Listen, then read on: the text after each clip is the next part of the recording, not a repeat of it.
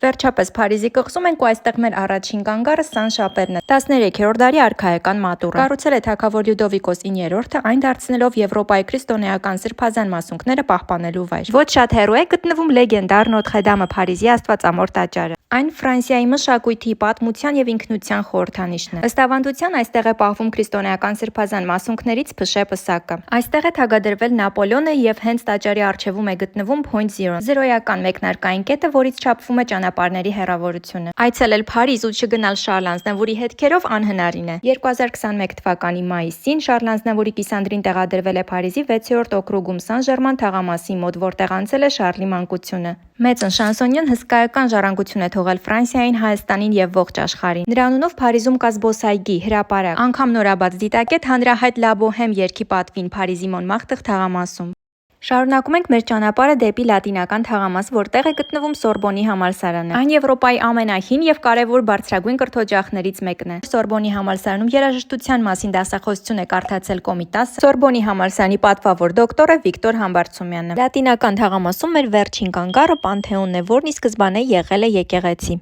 Եկեղեցին կառուցվել է թագավոր Լյուդովիկոս 15-րդի կողմից, նվիրված է եղել Փարիզի հովանավոր Սուրբ Ժենևիևային։ Ֆրանսիական հեղափոխությունից հետո, սակայն, նրա նպատակն արմատապես փոխվեց։ Այն վերածվեց դամբարանի, որտեղ այսօր ննջում են Ֆրանսիայի զարգացման եւ բարգավաճման գործում բացառիկ ավանդ ունեցող մարդիկ, ինչպիսիք են Վոլտերը, Ժան Ժակ Ռուսոն, Վիկտոր Հյուգոն, Ալեքսանդր Դյուման, Մարի Կյուրին եւ այլոք։